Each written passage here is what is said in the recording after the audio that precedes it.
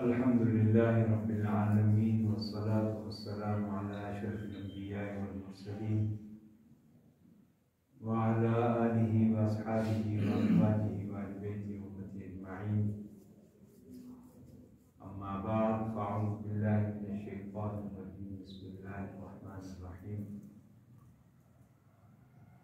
क़ाला नबिय्यु सल्लल्लाहु अलैहि वसल्लम अल्लाहुम्मा बारिक लना फ़ी रजब व शअबान वबल्लिग़ना रमज़ान औ कमा क़ाला अलैहि सलातु वस्सलाम। सदक़ल्लाहु व सदक़ रसूलुहुन नबियुल करीम। तमाम अहबाब दुरूद शरीफ पढ़िए। अल्लाहुम्मा सल्लि अला सय्यिदिना मौलाना मुहम्मद व अला आलि सय्यिदिना व मौलाना मुहम्मद व बारिक व सल्लिम अलैहि। अल्लाहुम्मा सल्लि अला सय्यिदिना मुहम्मद फिल अव्वलीन वल आखिरीन व फिल मलइल आला इला यौमिद्दीन। बरादरान इस्लाम, रजबुल मुरज्जब का बाबरकत महीना चल रहा है और इस माह मुबारक में नबी करीम सल्लल्लाहु अलैहि वसल्लम ने उम्मत को रजब के आगाज ही पर एक खास दुआ बतलाई है, सिखलाई है। कमरी महीनों के एतबार से रजब 7वां महीना बनता है और अल्लाह रब्बुल इज़्ज़त ने इस माह मुबारक को न सिर्फ शरीयत मुहम्मदी सल्लल्लाहु अलैहि वसल्लम बल्कि उम्म साबिक़ा में भी अल्लाह ने इस माह मुबारक को हुर्मत वाला महीना बनाया था। 4 महीने इद्दत शुहूर इंदल्लाहि 12 शहर कि अल्लाह के यहाँ जो निज़ाम शमसी और निज़ाम कमरी और अल्लाह ने जो निज़ाम तरतीब दिया कि अल्लाह के यहाँ 12 महीने हैं। ये 12 महीनों की तरतीब अल्लाह ही ने बनाई, क्योंकि ज़मीन का मालिक, इस ज़मीन का खालिक, इस निज़ाम शमसी को चलाने वाला, निज़ाम कमरी को चलाने वाला, ज़मीन को चलाने वाला और ये लाखों करोड़ों अरबों अजराम व अफलाक को चलाने वाला, इस तमाम कायनात को बनाने और चलाने वाला वो एक रब ही है। तो उसी रब ने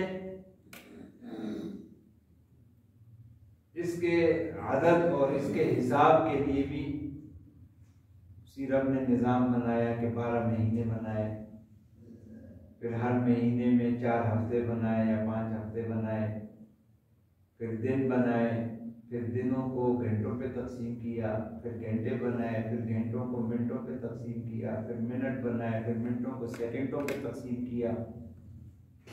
ये सारा निज़ाम उस रब ने बनाया है। तो अल्लाह रब्बुल इज़्ज़त ने 4 महीनों को कि 3 महीने ज़िलक़अदा, ज़िलहज्जा और मुहर्रम, ये तसलसल के साथ ये 3 महीने, इनको अल्लाह ने हुर्मत वाला बनाया। और चौथा महीना ये रजबुल मुरज्जब, और रजब के लफ्जी माना भी हुर्मत वाले के आते हैं, इज्जत वाले के आते हैं, मकाम वाले के आते हैं। तो रजब का ये बाबरकत महीना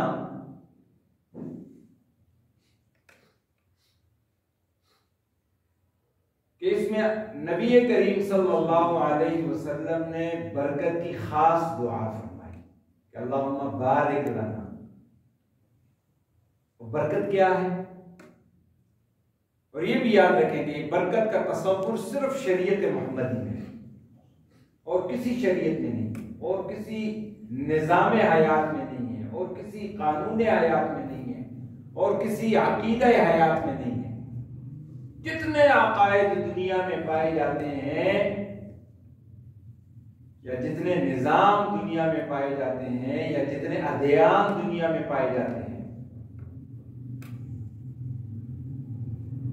वहां बरकत का कोई तस्वुर नहीं है। बरकत का तस्वुर सिर्फ और सिर्फ शरीयत मोहम्मदिया में अल्लाह ने सुन्नत को दिया है। और ये हम आम रूटीन में हम ये जिंदगी में इसको यूज करते हैं, लेकिन कभी हमारी तवज्जो इस तरफ नहीं होती। मज़ाम में अगर कोई नई गाड़ी ले लेते तो हम क्या कहते हैं, मुबारक हो। तो ये मुबारक क्या है, ये बरकत है कि अल्लाह बरकत डाले, अल्लाह इस गाड़ी को तुम्हारे लिए बायस बरकत बनाए। कोई नया घर लेता है तो हम कहते हैं मुबारक हो, मुबारक हो जी, बहुत मुबारक हो। तो ये मुबारक क्या है, ये बरकत से। कोई नया सूट पहनते हैं तो कहते जी मुबारक हो जी, नया सूट पहने। नया जूता पहनते जी मुबारक हो। कोई भी नई चीज, जूते की भी मुबारकबाद देते हैं, नहीं देते? अच्छा,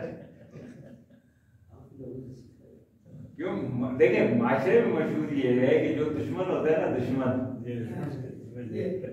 समझिए नहीं, दुश्मन जो होता है उसकी नजर सबसे पहले पैर पे होती है और दोस्त की नजर पहले सर पे होती है,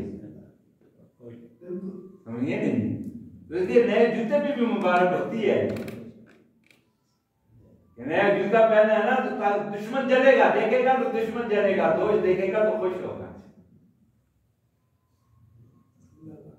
इसलिए हर यानी मकसद ये है कि कोई भी नेमत, जूता भी तो नेमत है ना भाई। पूछो उससे जो नंगे पांव चलता है, उससे जूते की कदर पूछो, या पूछो उससे कि जिसके पांव नहीं है या जिसके पांव है लेकिन शुगर की वजह से जनाब मन जख्मी हो गए हैं, उससे जूते की कदर पूछो। हर नेमत, अल्लाह की हर नेमत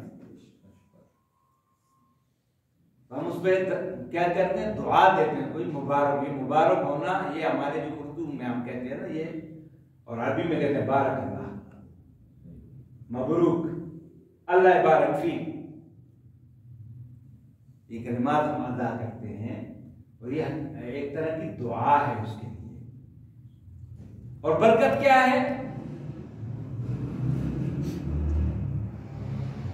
बरकत यानी जो नेमत अल्लाह ने दी है वो उस नेमत की तमाम खूबियां और सलाहियतें अल्लाह तुझे अता फरमा दे, ये उस नेमत की बरकत है।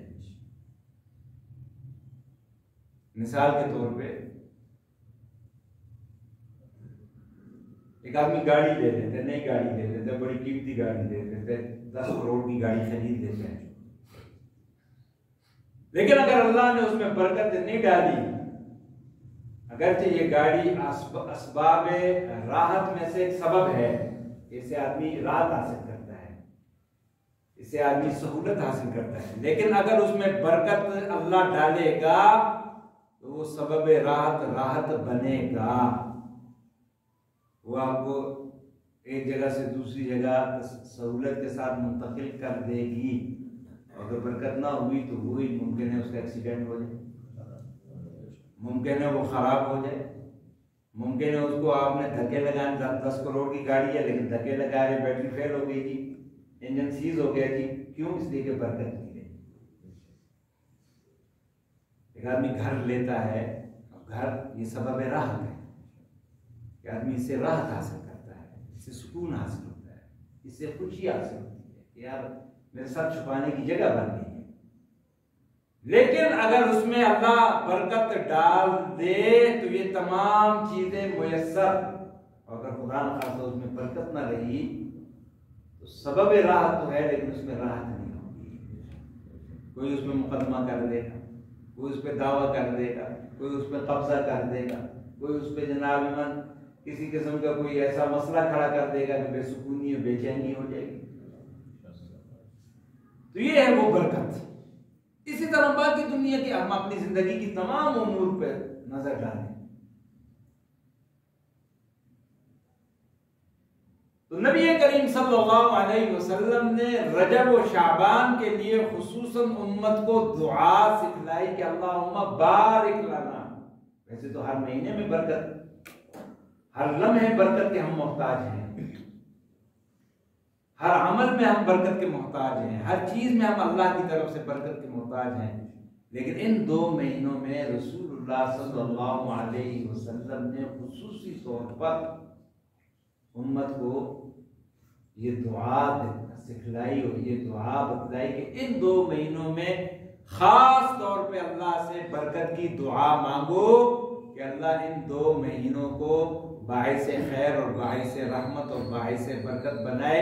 इसलिए कि इन 2 महीने ये इब्तिदाइया है किसके लिए कि इन 2 के बाद जो तीसरा महीना आ रहा है वो रहमतों और बरकतों का।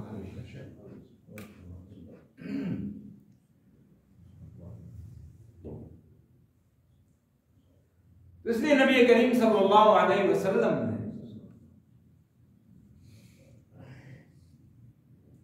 रजब के आगाज पर ही उम्मत को ये दुआ बतलाई और ये दुआ सिखलाई कि जब रजब का चांद नजर आए तो ये दुआ मांगो कि अल्लाहुम्मा बारिक लना फिर रजब व शाबान, कि अल्लाह तू इस रजब और शाबान को हमारे लिए बाइसे बरकत बना दे, बाइसे खैर बना दे, बाइसे रहमत बना दे और हमें इतना मौका अता फरमा दे कि बल्लिगना रमज़ान, कि हम रमज़ान को भी पाले, हमें रमज़ान भी नसीब हो जाए। इसलिए कि जिंदगी का तो कोई पता नहीं, जिंदगी के तो किसी लम्हे का कोई पता नहीं, ये किस वक्त बुलावा आ जाए। ये अलग बात है कि आज हम हकीकत में आज हम मौत बुलाए बैठे हुए हैं। आज हमें मौत नहीं याद, आज हम मौत बुलाए बैठे हुए हैं। मौत हमें ज़बानी तौर पे जो है ना, हम बातें तो बहुत तड़खाते हैं, बातें तो हमें बहुत आती हैं, लेकिन हकीकतन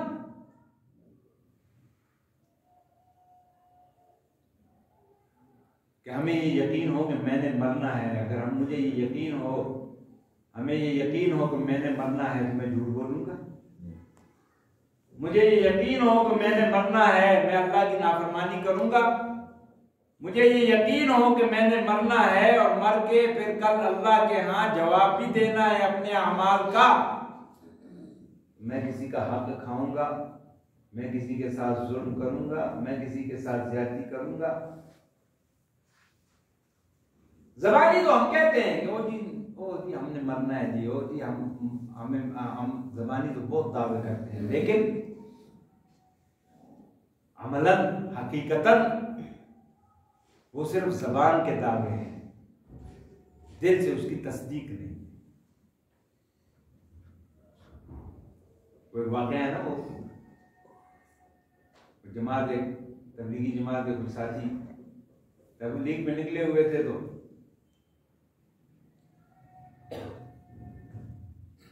किसी अरब कंट्री में उनकी तशकील थी।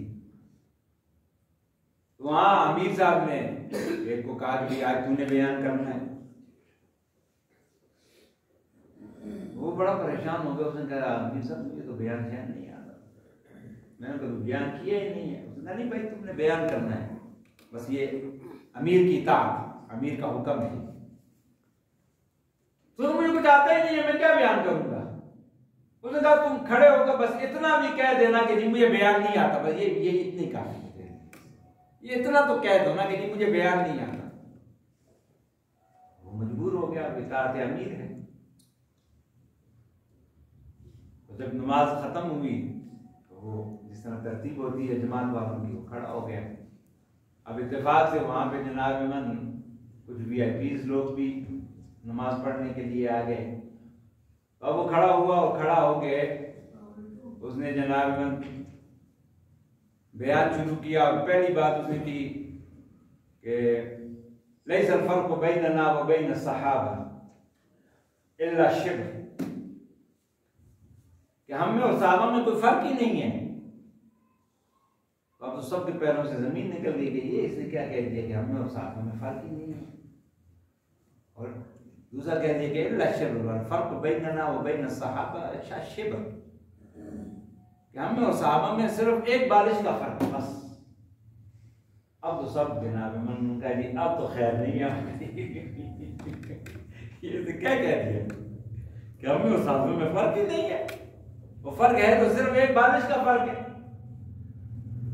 तो अगला जुमला उसने कहा वो बड़ा कीमती जुमला था। उसने कहा फर्क बैनना व बैन सहाबा, के हम में और सहाबा में फर्क ये था कि उनका ईमानुहुम फी कुलूबिहिम व ईमानुना अला अलसिनतिना, कि उनका ईमान जो था वो उनके दिलों में था और हमारा ईमान सिर्फ ज़बान पर है। और ज़बान और दिल में फर्क क्या है? इल्ला शिब्र, एक बारिश का फर्क। तो आज हमारी भी वही कैफियत है कि अगर ये ईमान हमारे दिल में हो, ये यकीन हमारे दिल में हो कि हमने मरना है और मर के अपने अल्लाह को हमने जवाब देना है। सच्ची बताए फिर ये मस्जिदें खाली होती इस तरह जिस तरह आज खाली है?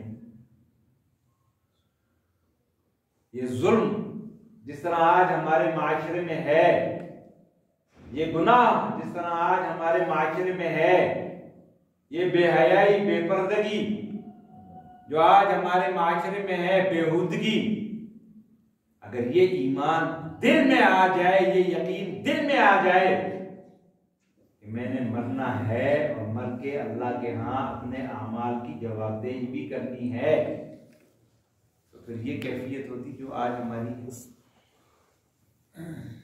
वो वाकयात में आता है ना। सैयदना उमर फारूक रज़ी अल्लाह ताला अन्हु के दौरे मुबारक में एक दिन एक ऊंट जो था वो बिगड़ गया जनाब में। अब ऊंट और बिगड़ा हुआ, अब डर के मारे उसके करीब कोई नहीं जा रहा। तो अचानक सैयदना उमर फारूक रज़ी अल्लाह ताला अन्हु गश्त करते हुए वहां से गुजरे तो देखा कि ऊंट बिगड़ा हुआ है।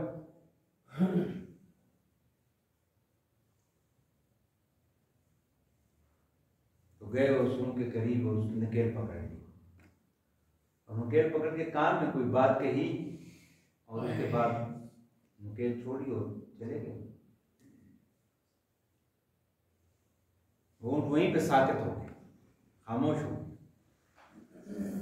फिर वहीं बैठ गया। लोगों ने खाने पीने की चीजें ला के आगे रखी कि चलो अब ये ठीक हो गया है, लेकिन ऊंट ने खाया कुछ नहीं और वहीं बैठा बैठा मर गया। अब लोग बड़े परेशान, बाजार वाले बड़े परेशान कि सैयदना उमर फारूक ने ऊंट के कान में कहा क्या है।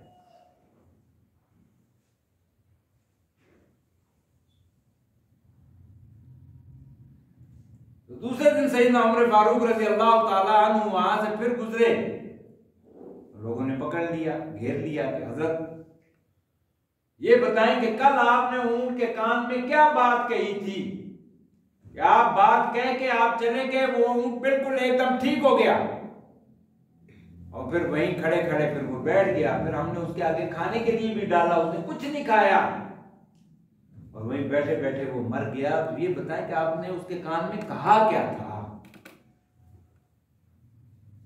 सैयदना उमर फारूक रज़ी अल्लाह ताला अन्हु ने फरमाया कि मैंने उसके कान में और कुछ भी नहीं कहा, सिर्फ इतना कहा था कि ये इतना अकड़ता क्यों है, क्या तुमने मरना नहीं है?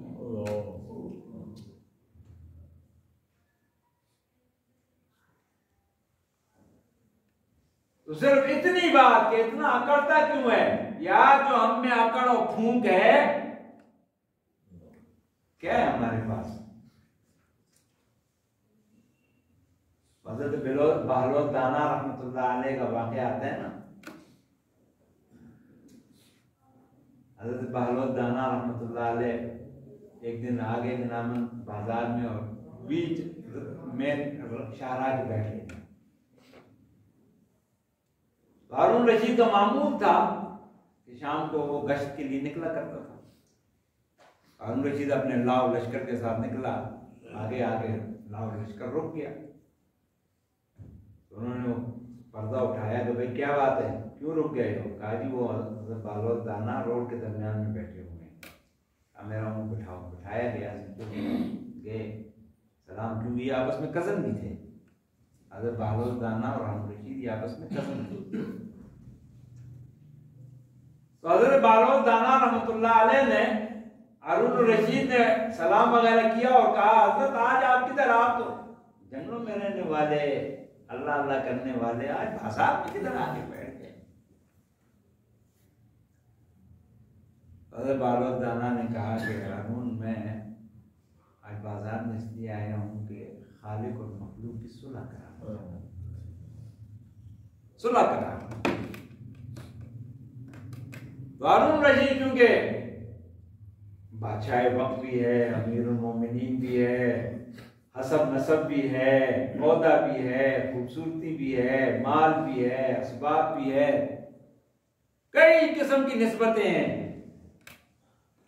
वो बात नहीं समझ सके। कहा अच्छा खालिक को मखलूक की सुलह करा देना। कहा क्या हुआ? कहा वो तो मान रहे लेकिन ये नहीं मानते, वो तो मान रहे सुलह करके वो तैयार है, लेकिन आज ये नहीं मानते। और कुछ अरसे के बाद वाक़यात में लिखा है कि हज़रत बालोद दाना एक कब्रिस्तान में बैठे हुए थे और इसी तरह हारून रशीद तो वहां से गुजर हुआ। तो फिर मुलाकात हुई, सलाम दुआ हुई, पूछा हाँ बालोद क्या हो रहा है? कहते आज भी अल्लाह मखलूक की सुलह कराना हो।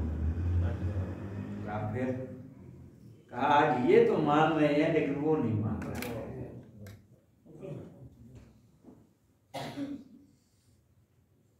ये तो मान रहे हैं लेकिन आज वो नहीं मान रहे क्योंकि वक्त गुजर गया, टाइम गुजर गया। बात कर रहा था, बात दूसरी तरफ निकल गई कि अल्लाह के नबी ने, हुजूर नबी करीम सल्लल्लाहु अलैहि वसल्लम ने इस उम्मत के लिए ये दुआ इस उम्मत को बतलाई और सिखलाई कि रजब और शाबान में खुसूसी तौर पर अपने लिए बरकत की दुआ, अल्लाहुम्मा बारिक लना, अल्लाह तू बाइसे बरकत बना दे, बाइसे खैर बना दे, बाइसे रहमत बना दे, और इन महीनों में तू हमें गुनाहों से बचा दे।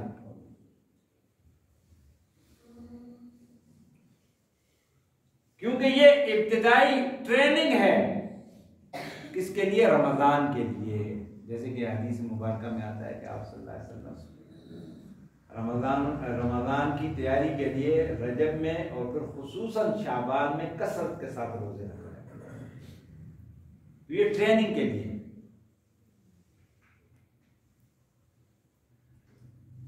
बाकी कोई ये मसला याद रखेंगे, एक तो जो रिवाजात और बिदआत आज हमारे माशरे में, मसलन रजब के कूड़े, इनका शरीयत इस्लामिया में कोई वजूद, कोई तसव्वुर नहीं है 22 रजब के कूड़े। और अहले तशय्युअ ने इसको हज़रत इमाम जाफर सादिक रहमहुल्लाह के साथ मंसूब किया है। हालांकि इमाम जाफर सादिक की न पैदाइश रजब में हुई है और न उनका विसाल रजब में हुआ है। हाँ, 22 रजब मुरज्जब को अमीरुल मोमिनीन सैयदना अमीर मुआविया रज़ी अल्लाह ताला अन्हु उनका यौम विसाल है।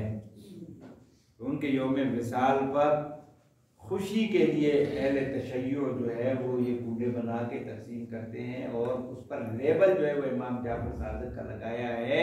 हालांकि इमाम जाफर सादिक रहमहुल्लाह का इसके साथ कोई ताल्लुक नहीं। और इमाम अमीर मुआविया ये हमारे अहले सुन्नत वल जमात के नज़दीक हमारा ईमान और हमारा अकीदा है कि सैयदना अमीर मुआविया रज़ी अल्लाह ताला अन्हु ये वो शख्सियत हैं इस्लामी तारीख में जिनका एक रोशन अल्हम्दुलिल्लाह किरदार है और ये नबी करीम सल्लल्लाहु अलैहि वसल्लम की ज़ौजे मुतहहरा, ये भाई और सैयदना अबू सुफियान रज़ी अल्लाह ताला अन्हु के साहबजादे और इस्लामी तारीख का पहला बेड़ा कि जिसके लिए नबी करीम सल्लल्लाहु अलैहि वसल्लम ने जन्नत की बशारत दी थी, उस बैरी बेड़े के ये पहले कमांडर थे कि जिन्होंने सबसे पहले बैरी बेड़ा के जरिए इस्लाम की फतूहात का आगाज किया था। तो सैयदना अमीर मुआविया रज़ी अल्लाह ताला अन्हु नबी करीम सल्लल्लाहु अलैहि वसल्लम के सहाबा में से बुलंद पाया सहाबी जिनको ये शर्फ हासिल है कि आप सल्लल्लाहु अलैहि वसल्लम ने जो कुरान की किताबत के लिए जिन नुफूस मुक़द्दसा को मुतय्यन किया था, उनमें से एक सैयदना अमीर मुआविया रज़ी अल्लाह ताला कातिबुल वही वल कुरान, ये कातिब वही थे। इसलिए ये जो रजब के कूड़े और ये हमारी लाइल्मी की वजह से बदकिस्मती ये है कि आज हमने दीन को रिवाजात और रसूमात की हद तक सिर्फ अपनाया हुआ है कि बगैर सोचे समझे किसी को कोई करते हुए देख ले, बगैर सोचे समझे हम भी वही करना शुरू कर देंगे। ये नहीं जहमत करेंगे कि किसी से कुछ सीख ले, कुछ पूछ ले, कोई मसला जान ले, नहीं। तो इसलिए ये जो रजब के कूड़े हैं, इनका इस्लाम के साथ, शरीयत मुहम्मदिया सल्लल्लाहु अलैहि वसल्लम के साथ कोई ताल्लुक नहीं। और इस नियत के साथ जो अगर कोई बनाएगा तो वो गुनाहगार है। बाकी रजब और मुरज्जब में कोई मखसूस इबादत नहीं है,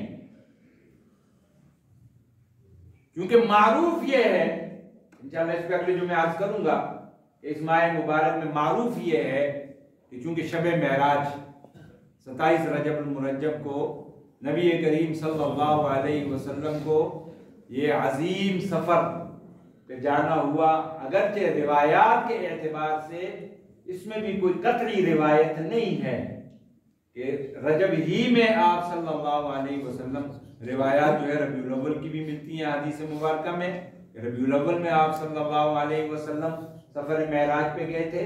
लेकिन क्योंकि मारूफ ये हो गया, मशहूर हमारे इस्लामी माशरे में ये 27 रजब मशहूर है कि आप सल्लल्लाहु अलैहि वसल्लम सफर महराज पे गए थे, तो उस हवाले से आज हमारे माशरे में मुख्तलिफ जनाब मन गढ़त रिवायात और मन गढ़त कि जी इस रात में 4 रकात नमाज नफल की जमात होगी, उसमें जनाब मन फातिहा इतनी मरतबा, फलानी सूरत इतनी मरतबा, फलानी सूरत इतनी मरतबा, फलान जनाब मन खत्म इस तरह होगा, उसका इतना सवाब। इन चीजों का इस्लाम के साथ और दीन के साथ और नबी करीम सल्लल्लाहु अलैहि वसल्लम की सुन्नत के साथ कोई ताल्लुक नहीं। हाँ, इबादत का हुक्म है, इबादत। आप सल्लल्लाहु अलैहि वसल्लम ने, जैसे कि हजरत मुफ्ती मोहम्मद शफी साहब रहमतुल्लाह अलैह ने अपनी किताब, अपनी तफसीर के अंदर इन्ना इद्दत शुहूर इंदल्लाह इस्ना अशरा, इन आयात के ज़ैल में हज़रत मुफ्ती मोहम्मद शफी साहब रहमहुल्लाह, हज़रत मुफ्ती तकी उस्मानी साहब दामन बरकात उनके वालिद मोहतरम, और इसी तरह बाकी तफासीर के अंदर भी ये रिवायत मौजूद है कि रजब और शाबान में आमाल सालिहा का सवाब, अजर व सवाब दीगर महीनों के मुकाबले में अल्लाह ने ज्यादा रखा।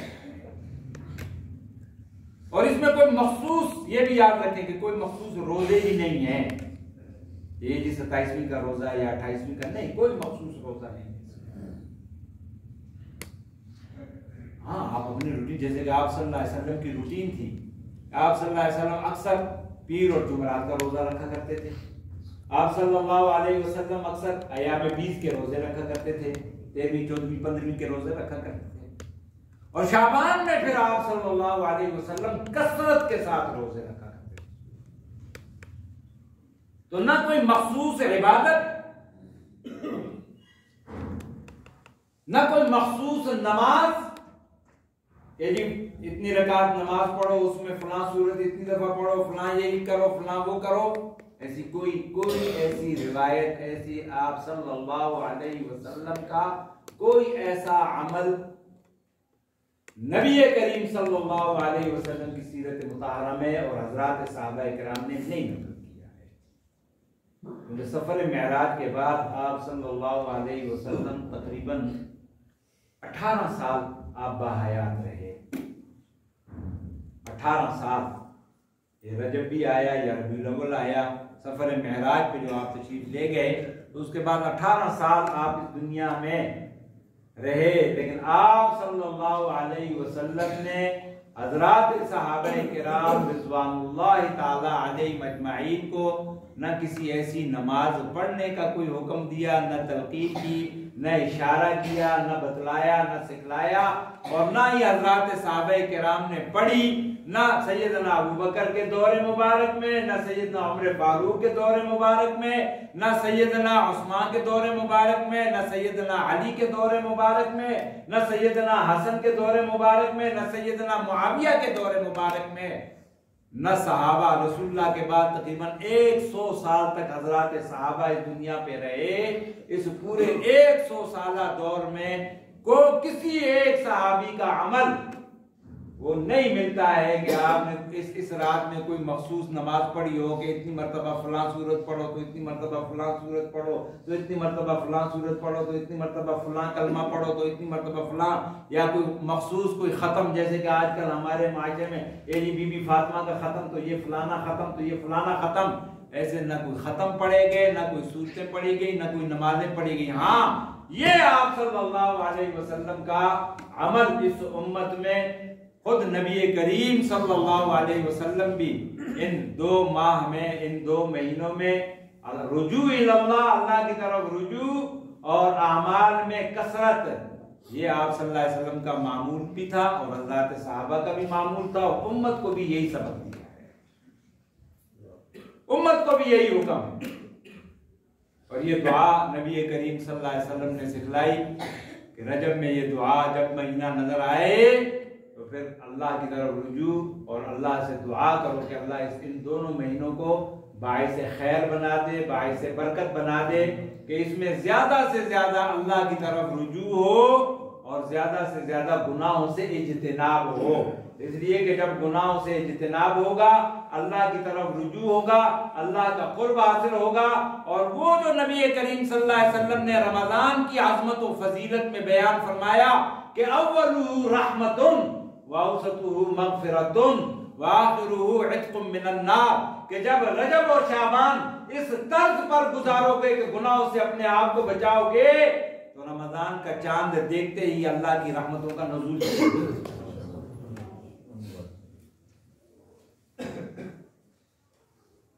कि अल्लाह चांद के तुलू होते ही, रमजान के चांद के तुलू होते ही अव्वलुहु रहमतुन, कि अल्लाह की रहमतों का नुज़ूल शुरू हो जाएगा, अल्लाह की रहमतों की बारिश शुरू हो जाएगी। लेकिन उसके लिए मुकद्दिमा क्या है? मुकद्दिमा अल्लाहुम्मा बारिक लना फिर रजब व शाबान, कि रजब और शाबान में अल्लाह से बरकत की दुआ मांगो कि इस रब ने जिस मकसद के लिए हमें पैदा किया, जिस मकसद के लिए हमें पैदा किया, उस मकसद की हमें समझ आ जाए और उस मकसद की तरफ हम बढ़ जाएं। हमें बरकत तो उसी तभी होगी ना, बरकत तो तभी होगी कि जिस मकसद के लिए रब ने तख्लीक की, उस मकसद को पहचानने और उस मकसद के लिए हम आगे बढ़ेंगे, तो तब जिंदगी में, आज हम कहते हैं ना जिंदगियों में बरकत नहीं रही, आज ये अमाल में बरकत नहीं रही, आज हम कहते हैं वक्त में बरकत नहीं रही, आज हम कहते हैं माल में बरकत नहीं रही, आज हम कहते हैं औलाद में बरकत नहीं रही। आज आम हमारे माशरे में हम ये जुमले अदा करो कि उनके वक्त जिंदगी बरकत नहीं रही। वो बरकत इसलिए नहीं रही, वो माल, वो औलाद, वो जिंदगी, वो वक्त, उसमें बरकत इसलिए नहीं रही कि उस जिंदगी का जो मकसद था वो मकसद हम भूल चुके,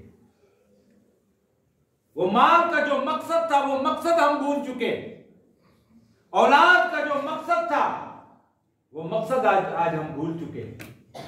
आज हमारी जिंदगियों में सब कुछ कुछ है, नहीं है तो सिर्फ अल्लाह और अल्लाह के महबूब के अहकामात और तालीमात नहीं।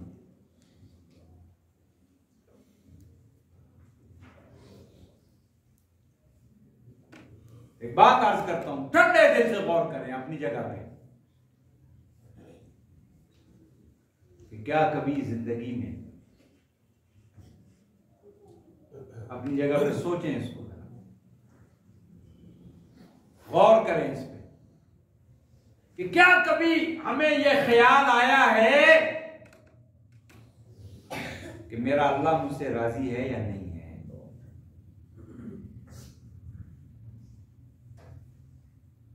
अपने दिल में इसका जवाब ढूंढ लें। दुनिया में तो हम हर एक को राजी करने की कोशिश करते हैं, बीवी को राजी करने की कोशिश करते हैं, बच्चों को राजी करने की कोशिश करते हैं, रिश्तेदारों को राजी करने की कोशिश करते हैं, दोस्तों को राजी करने की कोशिश करते हैं, अफसरान बाला को राजी करने की कोशिश करते हैं, अपने जनाब मालदारों को राजी करने की कोशिश करते हैं। लेकिन कभी हमने ठंडे दिल से इस पर गौर करें कि हमने कभी ये कोशिश की है कि मेरा अल्लाह मुझसे राजी हो जाए, इस नीयत के साथ कभी हमने। इसलिए मेरे अजीजों, मेरे नौजवान, ये बरकतों वाला महीना रजबुल मुरज्जब और उसके बाद फिर शाबान, ये 2 महीने नबी करीम सल्लल्लाहु अलैहि वसल्लम ने बरकत की दुआ सिखलाई और बतलाई। और बरकत से मुराद यही है कि इन महीनों में अपने आप को गुनाहों से बचाने की प्रैक्टिस कर लो। जिंदगी की बरकत ये है। जिंदगी की बरकत क्या है कि इंसान गुनाह से अपने आप को बचा ले और अल्लाह और उसके महबूब के हुक्मों की फरमाबरदारी कर ले, तो गोया उसकी जिंदगी में बरकत आ गई। तो इन 2 महीनों में नबी करीम सल्लल्लाहु अलैहि वसल्लम ने बरकत की दुआ इसलिए बतलाई और सिखलाई कि इन 2 महीनों में तुम प्रैक्टिस करो, हिम्मत करो, अपना निजामुल औकात मुरत्तब करो, अपने निजाम जिंदगी को मुरत्तब करो, अपने आमाल को मुरत्तब करो और आज़्म और इरादा करो कि मैं अपने आप को अल्लाह की नाफरमानी यानी गुनाहों से बचाऊंगा।